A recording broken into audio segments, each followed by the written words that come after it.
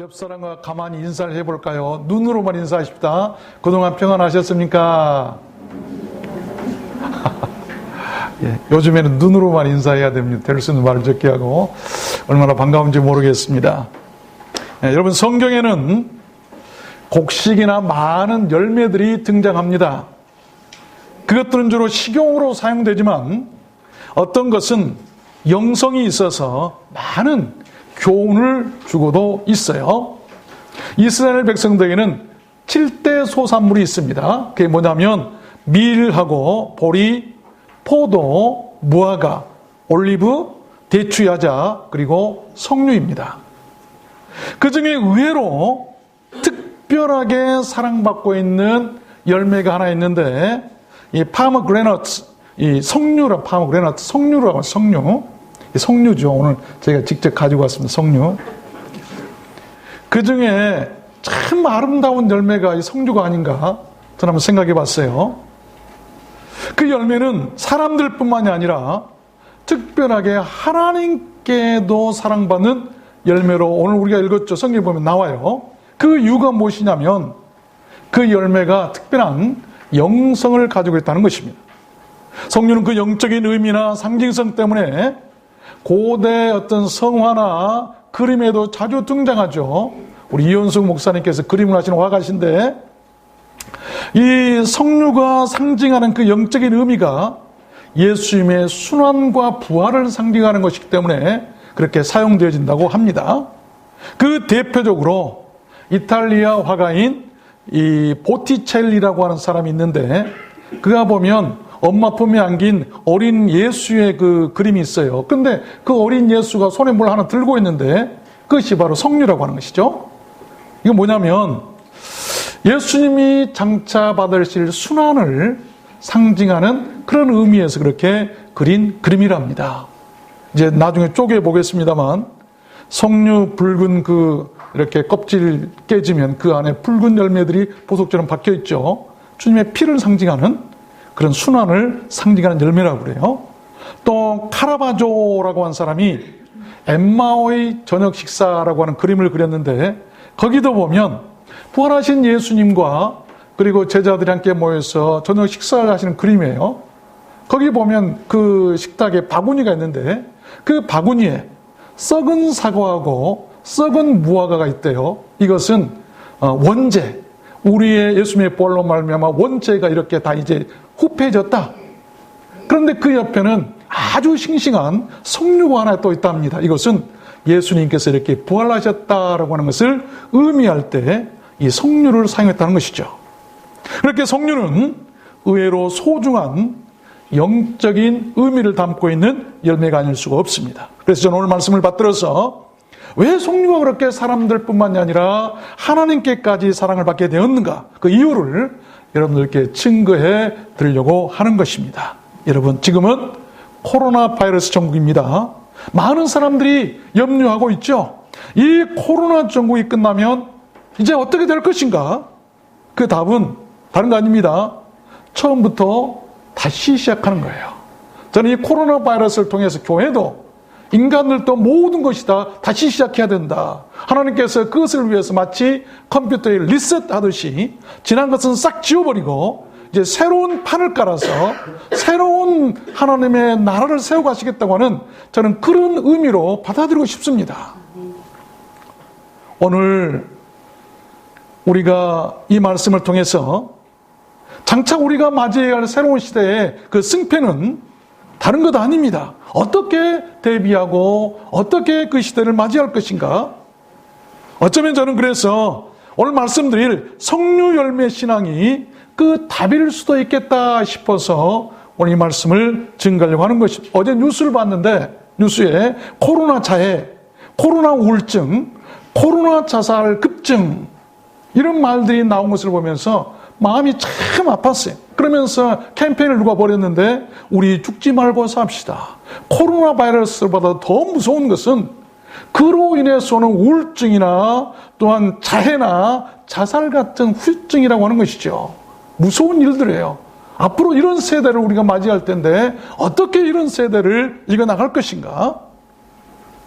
오늘 말씀이 여러분 그 답인 줄로 알고, 아무리 그러나 코로나 바이러스가 기세가 등등하지만 이 또한 반드시 저는 지나가리라 믿습니다. 오늘 말씀드릴 이 성료신앙과 이 영성으로 새롭게 우리가 시작하는 그런 어떤 지침이나 동력이 되었으면 참 좋겠어요. 여러분 모두 그렇게 되시기를 주님 이름으로 축원합니다. 그러면 그 성류는 어떤 영성이 있을까요? 첫 번째는 글로리, 성류에게는 영광이 있답니다. 영광을 상징하는 열매래요. 오늘 본문 다시 한번 읽어보면 청색, 자색, 홍색 실과 가는배 실로 그 옷 가장자리에 석류를 수놓고 정금 방울들을 만들어 그 옷 가장자리로 돌아가며 석류 사이에 달되 방울과 석류를 서로 간격하여 공직하는 그 옷 가장자리로 돌아가며 달았으니 여호와께서 모세에게 명하신 대로 하였더라. 이 말씀이 뭐냐면 하나님께서 모세에게 장차 이 아론과 함께 대제사장들이 하나님의 성전에 들어가서 하나님을 섬길 때 입을 옷을 지으라고 한 말씀이에요. 그 모습이 영광스러워요. 그런데 그 옷 맨 끝에 가장자리에 어떻게 하라고 했냐면 맨 먼저 이 석류 열매를 그 옷에다가 술을 놓으라는 것이죠. 그리고 그 석류 사이에다가 정금, 아주 순수 좋은 황금, 금으로 된 방울 종을 달아서 그렇게 만들라. 이 무슨 말이겠습니까?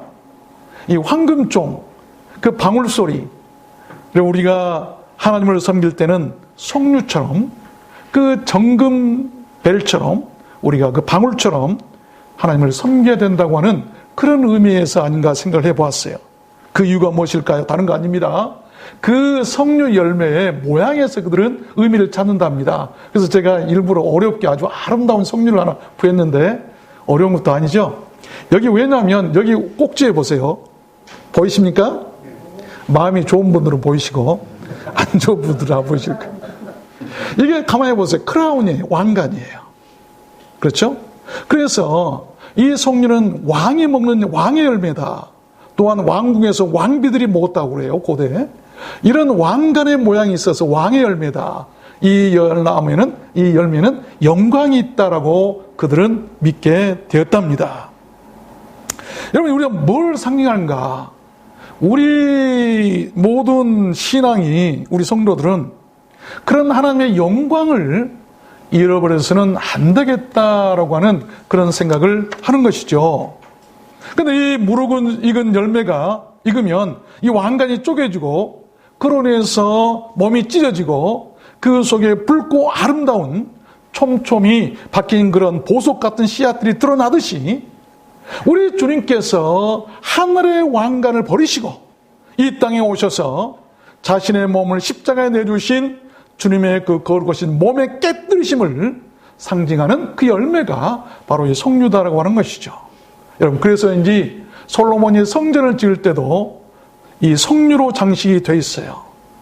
솔로몬이 성전을 짓고 야긴과 보아스라고 하는 왼쪽과 오른편에 큰 두 개의 기둥을 세우죠. 그 기둥의 맨 위에 머리 부분에 석류를 이렇게 장식하도록 하는 것이 성경에 나오죠. 열왕기상 7장에 보면 이 두 기둥 머리에 있는 그물곁 곧 머리에 공같이 둥근 곳으로 돌아가며 각기 석류 200이 줄을 지었더라. 이 두 기둥을 전에 낭실 앞에 세우되 왼편은 우편의 기둥을 세우고 그 이름을 야긴이라고 좌편의 기둥을 세우고 그 이름을 보아스라 했더라. 큰 기둥을 세우고 오른쪽 왼쪽에 야긴과 보아스를 세우고 머리 위에다가 양쪽으로 200개를 했으니까 100개씩 이 석류를 조각했더라. 왜 그랬을까요? 영광을 상징한다는 것이죠. 여러분 하나님의 영광이 있는 곳에는 항상 새로운 시작이나 은혜가 있었습니다. 우리들 두란노 소원교회가 석류와 같은 그런 영광이 있는 교회가 되고 아멘 안 하시네요. 그래서 이 코로나 전국이 모두 지나갈 때는 새롭게 도약하고 부흥하는 축복이 임하게 되었으면 좋겠습니다. 그 비결이 바로 영광이에요. 영광. 그러므로 교회는 절대로 그 영광을 가려서는 안 돼요. 나로 인해서 예배가 가려진다든지 하나님의 영광이 가려진다든지 예배가 방해되어서는 안 됩니다. 우리는 이 영광을 알아야 돼요. 코로나 바이러스가 끝난 다음에 새로운 시대에 새로운 우리가 교회를 지향해 나갈 땐 다른 거 아니에요. 회복해야 할 것은 교회의 영광을 회복하는 것이죠. 영광. 우리의 10년 가운데 이 성류를 여러분 잘 기억하시길 바랍니다. 두 번째입니다. 성류는 어떤 영성이 있었을까요? 두 번째는 뷰티. 아름다움이 있다. 우리 성류는 아름답다. 아가서 4장 3절 말씀에 보면 네 입술은 홍색실 같고 네 입은 어여쁘고 노을 속의 네 뺨은 성류 한쪽 같구나. 이 말씀은 솔로몬 왕이 슐람미에게 그 아름다움을 칭찬한 내용이죠. 솔로몬은 예수님을 상징하고 슐람미에는 교회를 상징합니다. 그러므로 주님께서 교회들을 볼 때 무엇이 아름다운가? 노을 속에 있는 그 성류 한쪽, 쪼개진 성류 한쪽 같더라. 노을이라고 하는 것은 신부가 쓰는 두건이죠. 그 노을 속에 있다는 것은 순결, 그 안에 쪼개졌다, 몸이 쪼개져서 희생이죠. 그러므로 아름다움이라는 것은 다른 거 아니에요. 교회에서 아름다움은 희생이죠. 몸이 쪼개지는 희생. 주님과 같이 이런 모습이 여러분 아름답다. 아름다움이 있는 곳에는 항상 그렇게 칭찬이 있어요. 아름다움이 있는 곳에는 설렘이 있고 기쁨이 있고 희열이 있고 힘이 있는 것입니다. 우리가 아름다운 신앙을 가지고 아름다운 믿음으로 있다고 한다면 교회 안은 기쁨이 넘치고 칭찬이 넘치고 희열이 넘치게 될 것입니다. 이것이 바로 우리가 이제 새롭게 세워나가야 할, 코로나 바이러스가 지나가면 세워나가야 할 새로운 교회의 목표가 되어야 돼요. 교회는 아름다움이 있어야 돼. 순결한 아름다움, 노을 속에 감춰져 있는 교회가 타락해서는 안 되죠. 우리가 그런 신앙을 다시 한번 오늘 말씀을 통해서 우리가 해보겠으면 좋겠습니다. 그래서 새로운 사랑도, 새로운 시약도, 새로운 도약도, 새로운 부흥도 아름다움에서 오는 것이죠. 교회가 아름다운 교회 부흥되는 거예요. 교회가 아름다우면 사랑받는 것이고, 사람이 아름다우면 사랑받게 될 줄로 믿습니다. 그래서 아름다움은 모든 삶을 일으키고 세우는 동력이 아닐 수가 없는 거예요. 여러분 교회 성장시키려고 애써도 안 될 수도 있지만 다른 거 없어요. 간단해요. 교회가 아름다우면 되는 거예요. 순결한 아름다움, 노을 속에 있는 그 성류 한쪽 같은 그런 아름다움이죠. 그 아름다움이 여러분 다른 것 아니죠. 희생이라고 하는 거죠. 교회의 아름다움은 여러분 화장을 예쁘게 한 그런 것이 아름다움이 아니고, 좋은 옷을 입었다고 아름다움이 아니고, 화려한 왕궁 같은 교회당을 지었다고 해서 아름다움이 아니고, 무엇이 아름다움이죠? 주님께서 보실 때 교회의 아름다움은 희생이죠. 몸을 쪼개는 희생. 실제로 주님께서 그런 아름다운 여인을 칭찬한 것이 성경에 나오죠. 마리아라고 한 여인이 옥합을 가지고 와서 깨뜨렸을 때 주님께서는 그 여인을 칭찬했어요. 그의 희생을 보고 칭찬하신 것이죠. 아름다움은 희생이에요. 우리가 지금 희생하고 있잖아요. 저는 늘 미안해요. 딱딱한 의자 목상에 1시간 못 앉아있겠어요. 좀 예배 끝나고 쉴 방도 없어요. 어쩌면 우리가 주를 위해서 희생하고 있지. 우리 주님께서는 아름답게 보고 계실 줄로 믿습니다. 그런 교회가 아름다운 교회예요. 아가서 2장에도 보면 바위틈 낭떠러지 은밀한 곳에 있는 나의 비둘기야, 나로 네 얼굴을 보게 하라. 네 소리를 듣게 하라. 네 소리는 부드럽고 네 얼굴은 아름답구나. 왜 아름답다고요? 바위틈 낭떠러지 은밀한 곳에 있는 비둘기같이 순결한 그런 성도들 보고 아름답다고 하는 거예요. 화려하게 사람들 앞에 드러내놓고 자랑하는 그런 교회가 아니에요. 우리 교회가 세계에서 제일 큰 교회라고 자랑하는 교회가 아니라 바위틈 낭떠러지 은밀한 곳에 숨어서 보이지 않는, 사람들도 모르는 그런 구석에 있는 그런 교회를 한다 할지라도 아름다운 비둘기 같은 성도가 한 마리만 있어도, 성도가 한 사람만 있어도 여러분 그게 아름다움이라고 하는 것이죠. 교회는 그래야 돼요. 또 아가서에 보면 나는 샤론에 수선하여 골짜기에 백합화로구나. 사람들이 몰라줘도 골짜기에서 홀로 피어있는 들꽃과 같이 그렇게 아름다운 꽃이 하나님께 칭찬받을 수 있고 하나님께 아름다운 모습을 드릴 수 있는 그런 신앙이라고 하는 것이죠. 우리들 들어왔는 소원교회가 그렇게 성류 열매처럼 바위틈 낭떠러지 은밀한 곳에 있는 비둘기처럼, 또한 샤론에 있는 수선화와 같이, 골짜기에 있는 백합화와 같이, 들꽃과 야생화와 같이 그렇게 아름다움으로 하나님을 섬길 수 있는 교회가 되었으면 좋겠습니다. 옆 사람 한번 보세요. 그렇게 야생화같이 아름다우신가?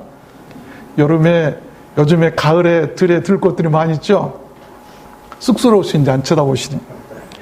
마스크를 쓰셔서 안 보이신가요?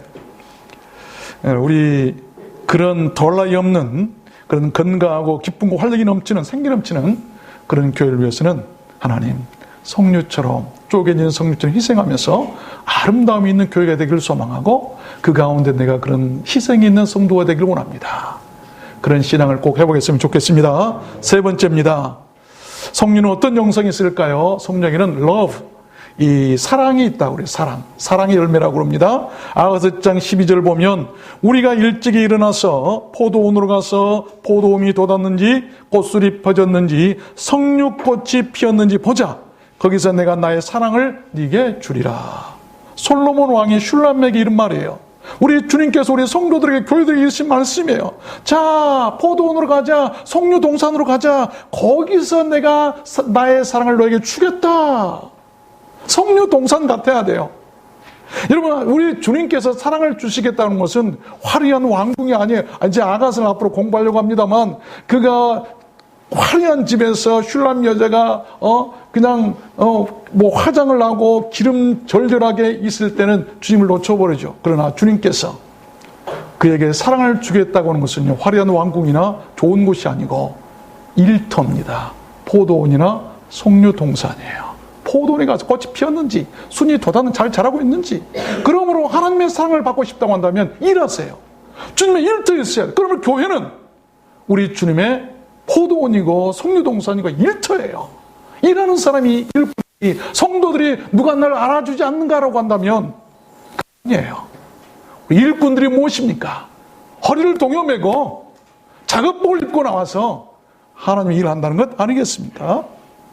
우리 두란노 소원교회가 그렇게 성령 예배처럼 희생이 있는 아름답고 겸손한 교회가 된다면 또한 더할 나위 없이 그런 주님의 사랑을 받게 될 줄로 믿습니다. 또 여러분, 이 솔로몬은 그 달콤한 석류즙을 사랑의 음료로 표현했어요. 아가서 8장에 보면 나의 향기로운 술 곧 석류즙으로 네게 마시옵겠고 내가 너를 사랑할 때 석류즙으로 내가 너에게 마시게 했을 것이다 라고 하는 그런 고백 아닙니까? 사랑의 음료. 석류는 그렇게 여러분 맛있는 과일이나 음료였지만 또는 잉크와 염료를 만드는 데도 사용됐다고 그래요. 그러니까 익은 열매를 오래 말리면 그 껍질이 점차 검게 변하게 되는데, 당시 서기관들이 하나님의 말씀을 이렇게 기록할 때 뭘로 했냐면 그 파피루스, 그 갈대 잎을 이렇게 해서 만든 종이가 있어요. 거기 위에다가 이 석류를 까맣게 말려서 그 가루를 갈아가지고 목을 만들어서 붓으로 글씨를 썼다고 그래요. 하나님의 말씀을 기록할 때 여러분이 그 쓰여졌던 그 과일이 석류인데, 그래서 그들의 토라, 그 율법을 기록했던 그 잉크가 바로 이 석류에서 나왔다는 것입니다. 그 석류는 또한 탄닌질이라고 하는 물질이 있어서 가죽을 무드질하기도 하고, 꽃에 들어있는 그 푸신이라고 하는 색소, 그 붉은색 염료가 이 옷을 염색하는 데도 사용됐다고 그래요. 석류는 수명이 한 200년 된답니다. 오래도록 그렇게 살면서 사람들에게 자기의 열매, 몸 전체를 주는 그런 희생의 열매라는 것이, 꽃부터 시작해서 열매까지. 그래서 껍질과 알맹이, 무엇입니까? 우리의 몸과 영혼까지 모두 다 주를 위해서 드릴 수 있는 그런 것을 예표하고 있지 않겠는가라고 하는 그런 말씀입니다. 여러분, 석류는 붉은 열매 속에 수백 개의 씨앗이 마치 보석처럼 빛나며 박혀있는 그런 신비롭고 또한 씨앗을 꽉 품고 있는 그런 열매라고 그래요. 그래서 많은 그 씨가 풍요와 다산을 상징하기도 한답니다.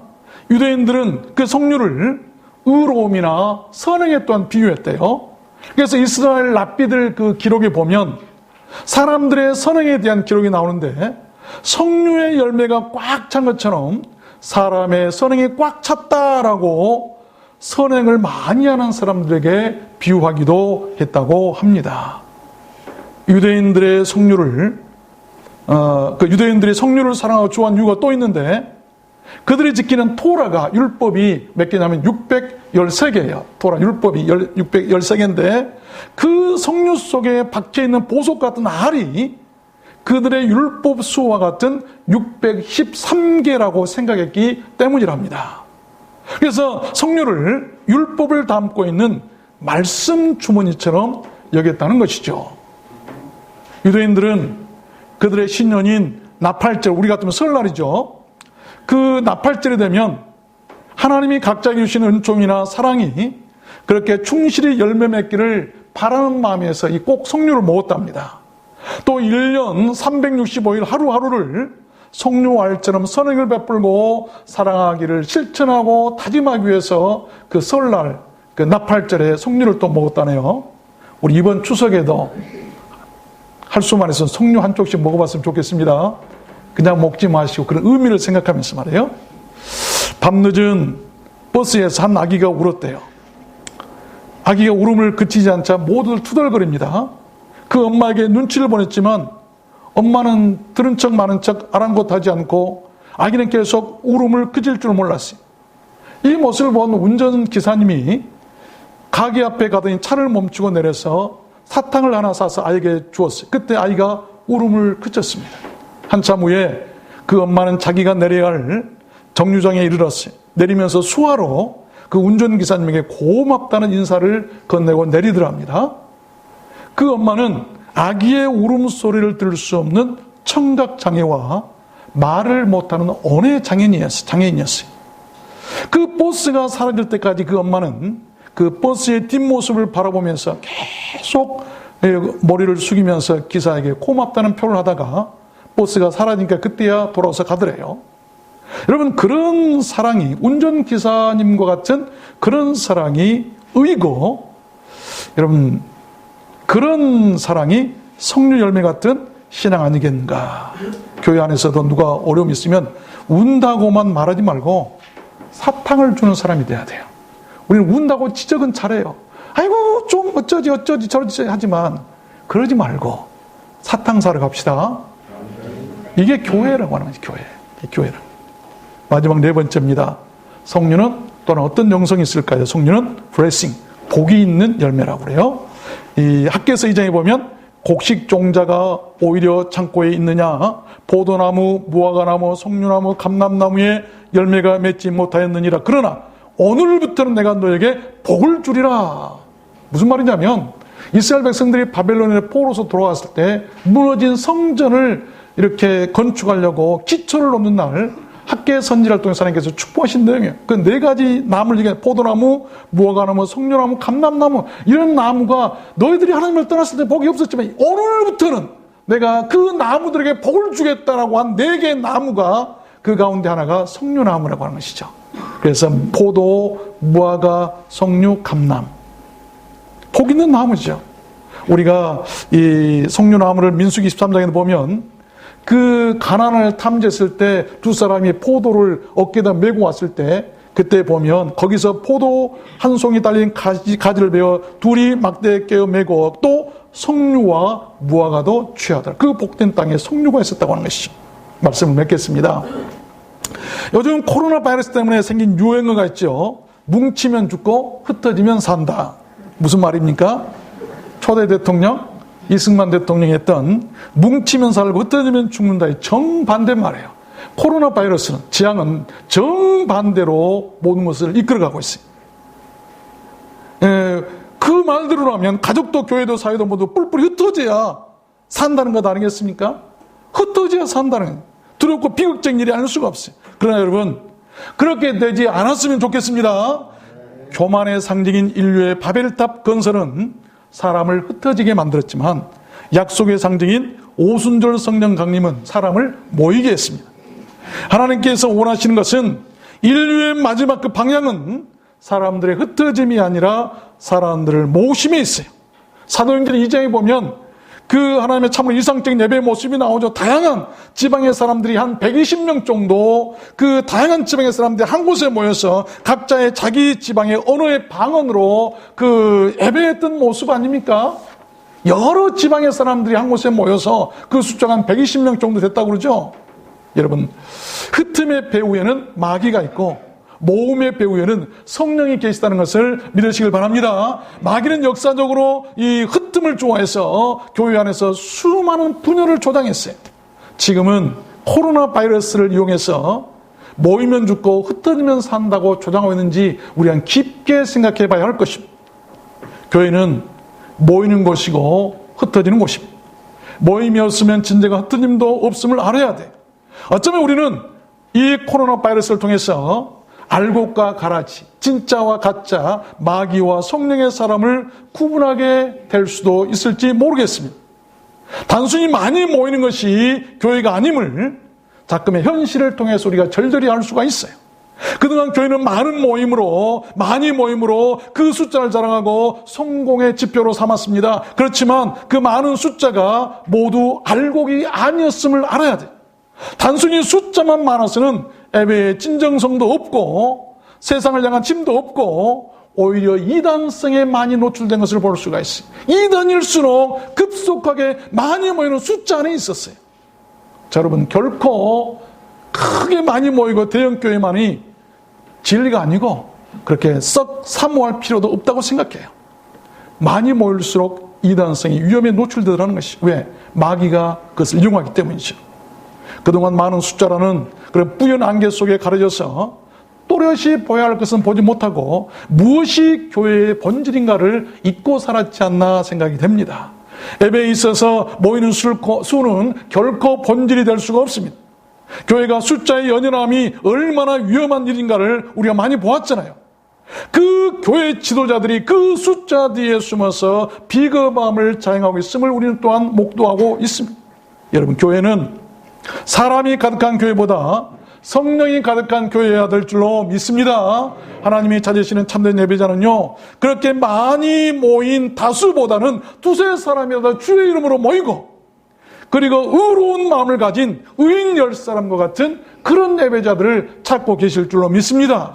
하나님께서는 신령과 진정으로 예배하는 자들을 찾고 계신다는 것입니다. 이번 명절에 특이한 현상이 하나 있죠. 어떤 시골 노인분들이 나오셔서 프랭카드를 들고 시위를 해요. 보니까 뭐라고 써있는 거 아니? 불효자는 옵니다. 자식들이 부모를 찾아온 것이 불효가 되는 세상이 되고 말았어요. 이것이 여러분 진리라고 생각하십니까? 그게 따라가는 것이 진리라고 생각하십니까? 아닙니다. 마귀는 그렇게 거꾸로 세상을 돌리려고 하겠죠. 우리는 바르게 옳게 가야 돼요. 사람이나 역사는 늙어가는 것이 아니라 새로워지고 익어간다고 하는 것이죠. 우리가 이 코로나 이후에 다시 뭉칠 때는 진리 안에서 성령으로 무르익어서 새롭게 뭉쳐야 합니다. 그럴 때 세상이 교회를 다시 두려워하고 거기서 참된 예배가 다시 살아나고 거기서 교회는 다시 진정한 부흥이 일어나리라 믿습니다. 그것이 새로운 시대를 준비하는 참된 길이라는 것이죠. 성류 같은 신앙으로 이 뉴 노멀 시대라고 그러죠. 새로운 가치, 이제는 모든 게 바뀌었어요. 이 뉴 노멀 시대를 어떻게 준비할 것인가? 성령 충만해서 정말 오늘 말씀드린 성류신앙 같은 신앙으로 준비해야만이 이 시대에 교회가 존재할 수 있고 살아남을 수가 있어요. 여러분, 이 성류는 세 가지로 되어 있어요. 제가 쪼개보겠습니다. 보세요. 이 성류를 보면 세 부분으로 되어 잘 보세요. 맨 껍질이 있고 그 다음에 여기 짚과 같은 과육이라고 하는 것이 있고 알맹이가 있죠. 이것은 노아의 방주같이 비유한 사람도 있어요. 껍질은 세상이고 그 안에 과육, 이 씨를 품고 있는 이것은 교회입니다. 그리고 이 안에 있는 것은 성도들이라고 하는 것이죠. 이 성류가 주는 의미가 너무나 많아요. 성류가 특별한 것은 과육이라는 것이 있어서 방을 만들고 있어요. 짚과 같이. 그래서 이 보석들 613개 정도 되는 토라 율법과 같은 이 많은 알맹이들을, 보석과 같은 붉은 알맹이들을 이렇게 붙들고 있다는 것입니다. 여러분, 우리 두란노 소원교회가 이런 성녀 같은 교회가 되었으면 좋겠습니다. 그래서 빈자리가 없이 보석처럼 은혜롭고 촘촘히 박혀있는 아름다운 성도들을 품고 있는 성녀 같은 그런 교회가 되었으면 좋겠습니다. 여러분 모두 그렇게 되시기를 주님의 이름으로 축원합니다. 우리 찬송할까요? 아름다운 이야기가 있네. 우리가 아름다운 성령처럼